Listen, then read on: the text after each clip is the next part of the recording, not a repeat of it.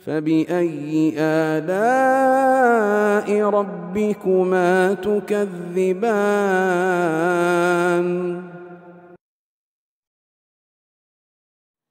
Mohon pencerahannya Ustaz. Apakah ada dalilnya membaca surah Al-Fatihah sebagai pembuka dan penutup doa? Bismillahirrahmanirrahim. Alhamdulillahirabbil alamin. Wassalatu wassalamu ala al-mab'uts rahmatan lil alamin. Nabiyina Muhammad wa ala alihi wa sahbihi wa man tabi'ahum bi ihsanin ila yaumiddin, amma ba'd. Jadi surah Al-Fatihah itu banyak sekali dari keutamaannya dan banyak dari kebaikannya, dan diantara namanya disebut sebagai Al-Fatihah sebab dia adalah pembuka dari surah Al-Quran. Dia dari awal yang disebutkan di Al-Quranul Karim. Makanya disebut sebagai Fatihah, pembuka. Dan disebut juga dengan surah Ummul Kitab, pokok dari Alkitab. Dan disebut sebagai As-Saba' al-Ma'ani, 7 makna yang selalu berulang. Dan disebut sebagaimana Al-Quranul Azim, Quran yang agung.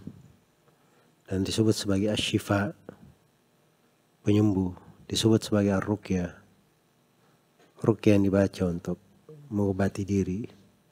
Dan banyak sekali dari kebaikan dan keutamaan surah Al-Fatihah. Hanya saja kalau dilihat dari Nabi SAW, beliau dan para sahabatnya itu melakukan sholat, mereka berdoa kepada Allah Subhanahu wa Ta'ala. Bahkan dimaklumi bahwa Nabi itu kalau duduk mengajar, di akhirnya beliau ajarkan beberapa doa yang dibaca. Tapi tidak pernah datang di dalam riwayat bahwa doanya dimulai dengan Al-Fatihah atau ditutup dengan Al-Fatihah. Dan petunjuk Nabi SAW itu lebih indah untuk kita mengamalkannya.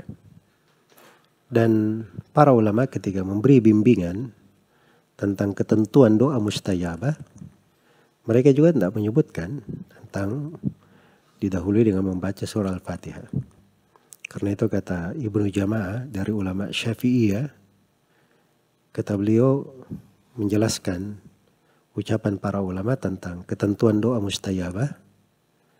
Kata beliau, qalu syurutud du'a'il mustajabi lana ashrun biha basyirid da'i bi iflahi.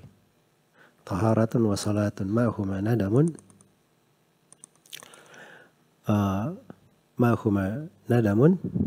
waqtun khusyu'un wa husnul dhanni ya sahi wa hillu qutin wa la yud'a bi ma'siyatin wasmun yunasibu makrunun bi ilhahi. Ada 10.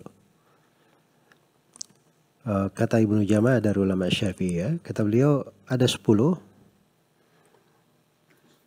Kata para ulama 10 merupakan syarat doa mustajabah. Siapa yang mendatangkan 10 ini, maka doanya itu adalah doa yang dikabulkan. Yang pertama dia bertahara, bersuci sebelum berdoa. Kemudian yang kedua, ketika akan berdoa dia berselawat dulu.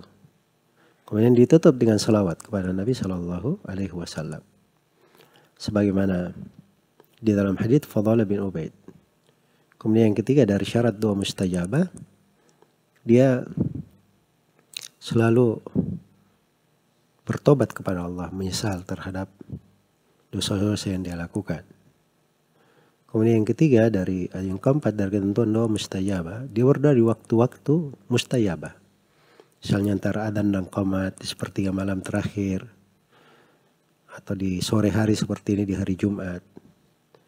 Hari Jumat semuanya waktu mustajabah, cuma di sore hari seperti ini lebih dianjurkan lagi untuk berdoa.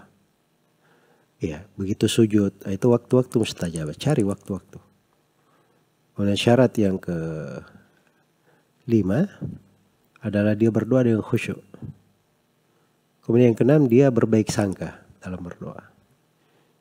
Berbaik sangka itu bagaimana? Kalau dia berdoa, dia berbaik sangka doanya dikabulkan oleh Allah. Dan dikabulkan itu kadang diberi apa yang diminta, kadang dikabulkan tapi tidak diberi yang diminta. Karena Allah tahu yang diminta itu nggak bagus untuk dia, maka Allah beri hal yang lain lebih bagus daripada itu. Dikabulkan juga. Dan yang dikabulkan doanya, karena ini hal kalau diberi di dunia untuknya nggak bagus, maka disimpankan untuknya di akhirat. Itu namanya berbaik sangka. Kemudian yang ke-7, halal makanannya. Jadi orang yang mustajabah doanya itu kalau dia makan dari sumber yang dihalalkan, masuk ke mulutnya dari hal yang dihalalkan, maka itu doanya mustajabah. Tapi kalau dia makan dari sumber yang diharamkan, waliyadzubillah, dia tidak periksa ini harta dari mana, dari halal atau dari haram, maka ini tidak dikabulkan doanya. Yang ke-8 dari ketentuan doa mustajabah, dia tidak berdoa maksiat. Tidak berdoa maksiat. Maksudnya dia doakan misalnya orang supaya hilang hartanya atau cacat tubuhnya, itu doa maksiat namanya. Kemudian yang ke-9, ketika dia berdoa dia memohon dengan asmaul husna yang mencocoki permohonannya. Misalnya dia memohon ampun, dia mohon kepada Allah, dia sebut nama Allah Ar-Rahman, Ar-Rahim, Al-Ghafur. Dari nama-nama yang mencocoki doanya. Dia minta rezeki, dia sebut dari nama Allah Ar-Razzaq, Al-Karim, Al-Majid, Al-Wasi'. Ya, dan seterusnya dari nama-nama yang mengandung luasnya rezeki Allah, maha kayanya Allah, rezeki, dan seterusnya. Jadi dia sebut dari doa-doa yang mencocoki, dari nama Allah yang mencocoki doanya. Dan yang terakhir, dia berdoa dengan penuh ilhah. Penuh dia memohon kepada Allah Subhanahu wa ta'ala. Itu gambarannya dari ucapan-ucapan para ulama seputar hal itu. Semoga Allah memberi taufik kepada semuanya. Baik Ustaz, Assalamualaikum.